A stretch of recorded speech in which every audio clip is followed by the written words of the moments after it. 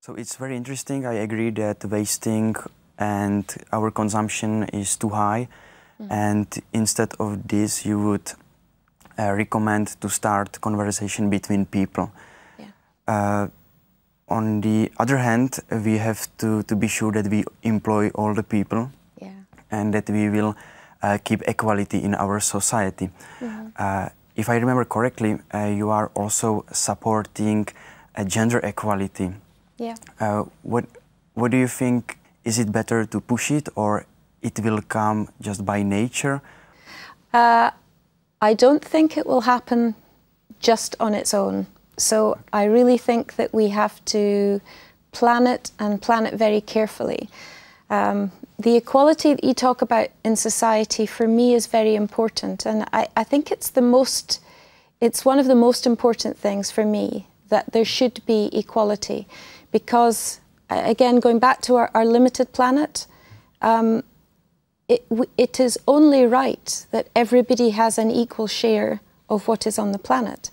And in gender equality, it is only right that people have the opportunity to do things. It doesn't matter what your race or your gender is, you must have the same opportunity.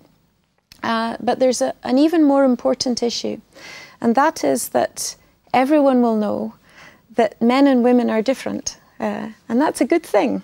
So I think we would all celebrate the difference. But there's a real advantage in that, and I take my own area of science. Men and women approach a problem, by and large, differently. So they analyse a problem differently, they work together in different ways, and if you only have men looking at a problem, you will get one set of solutions, and some of those might be very good solutions. If you only have women, you would get the same thing, a set of solutions, and some of them may be good. The real power, and you know, this I think is obvious when people think about it, is if you put men and women together and they work together with their different ways of approaching problems, we can get very imaginative solutions. And given the size of the problems that we face globally, we need the intellectual capacity of women also contributing. Now, this will not happen just by making a statement to say, well, you know, we should have equal numbers of women in science. We need to make sure science is attractive so that women want to go and do science.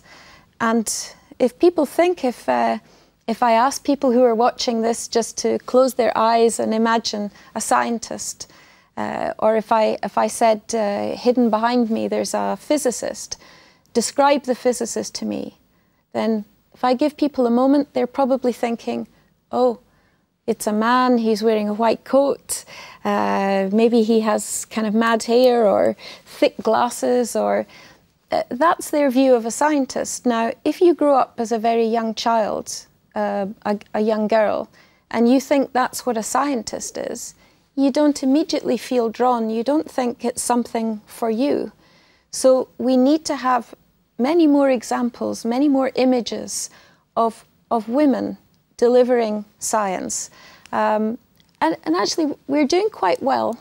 So across Europe, even globally, we're seeing many more women who are choosing science as initially as a career, so who go to university to study science.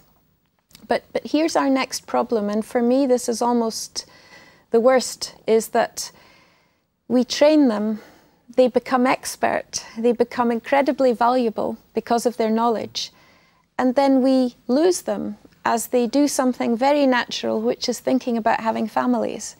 So when they go off to have a family, we are not clever in Europe in thinking about how do we ensure that we attract them back. So men have families too, and they naturally have families, they continue working and so on. If we can send satellites into space, if we can land on the moon, if we can discover the fundamental nature of matter at the Large Hadron Collider, surely we can figure out how to get men and women sharing the responsibilities of families and contributing to society. And if we do that, I think it's not just a more equal society. I think we will have a society where there is much more to offer in the way of solutions or possibilities or, you know, potential answers to these big questions that we have. So you think that equal opportunity is the key for the future? It has to be. I mean, for me, I'd make it shorter than that, and I would say equality is the key to the future.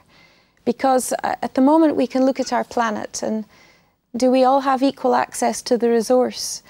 Do we all have equal access to the knowledge that's generated? No, we don't.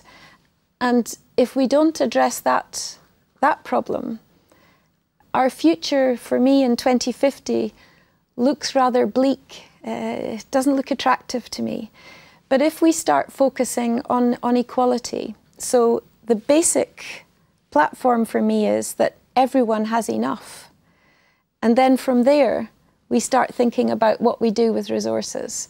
And science can give us so many opportunities. It can help us in many ways delivering equality so that people get energy, people get water, people get treatment for disease. Science can deliver these things, but we have to work with others. We have to work with the politicians, economists, social scientists to be able to get the right mechanism for making sure it happens. And if you, now this is a question we are asking everybody.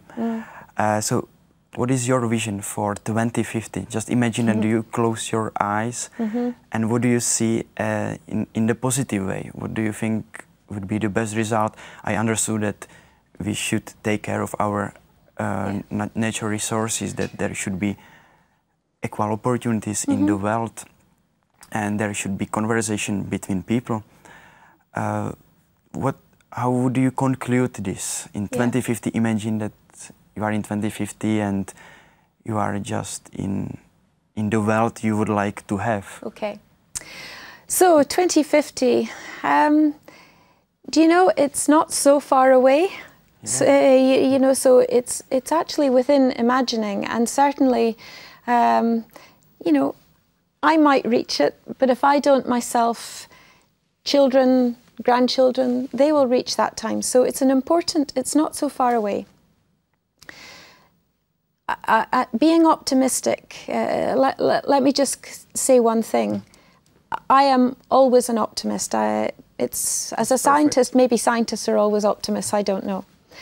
But actually sometimes 2050 worries me because if we don't act now, we won't have the future I want in 2050. So there's a degree for me of pessimism in there. So we must look after our climate, our resources, our citizens. So let's put that to one side though and think, okay, what would I want to see in 2050?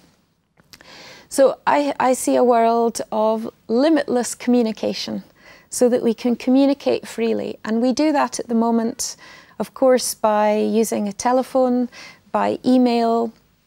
But I would see that we would communicate. For example, we're both sitting here together and we're in Brussels and we're talking to each other.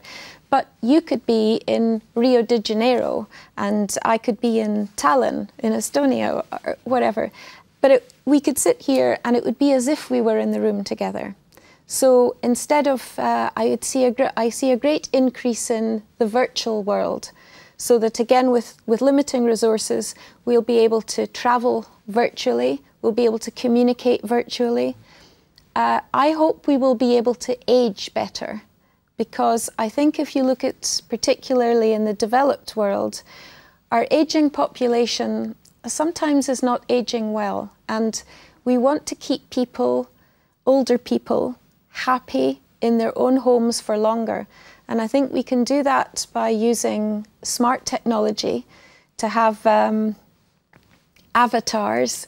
So we can have, and I think now everybody from the films knows what an avatar is. But so when I might be 90 years old and might find it difficult to move, my mobility might be restricted.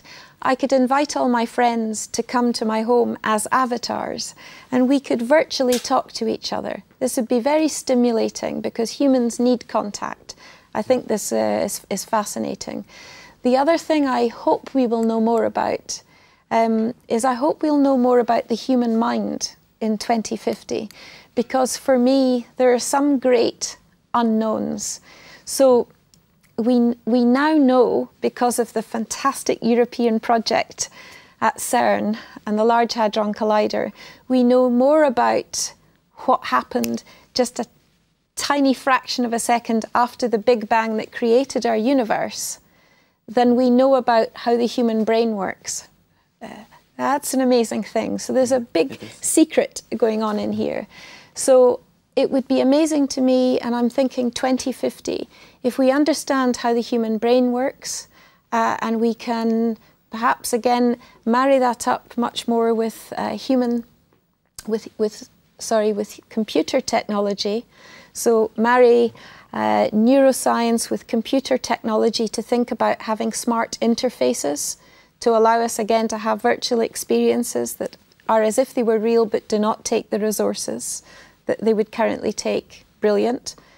The other thing for me is personalised medicine, is that if you and I both suffer from a disease of, I don't know, the stomach or the liver or something, we're different genetically, and so we could be treated differently by different medicines if only we understood this. So by understanding people's genetic background, we can have better personally designed medicines. For me, that this would be a fantastic thing. So I suppose what I'm describing is a world of much more sophisticated biology. And you could argue that up until now, we've seen the era of physics. Physics has delivered us air flight and different types of transport and so on. I think the world of biology will be the world that we move into by 2050. So we have interfaces between biology, computers, to be able to deliver a future where we do have equality. So for me, those are just some of the things. But take one thing like transport. We can learn a lot sometimes by looking back to science fiction and see how many of those science fiction predictions are now here today.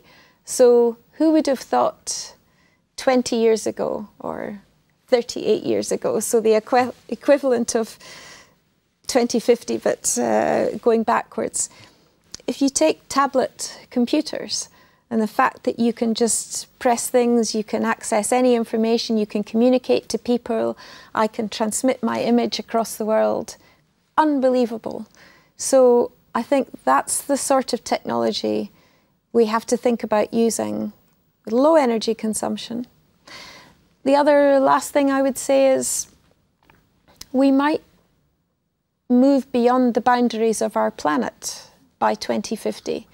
So we might be thinking about, we already have, of course, expeditions to Mars. We have fantastic projects. So, for example, the European Space Agency, which is, in my view, the best space agency in the world, planning missions to be able to land a landing craft on a comet.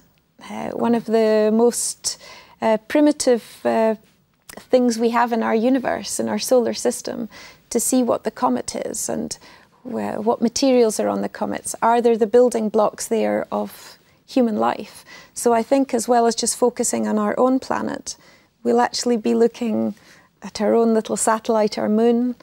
Of course, people predict perhaps we will be mining on the moon to look for rare resources and so on, possibly. But we might be looking for life on other planets. We're doing that already. So 2050 for me could be enormously exciting, particularly using technology in a smart way and ensuring equality across global citizens so that we all have enough.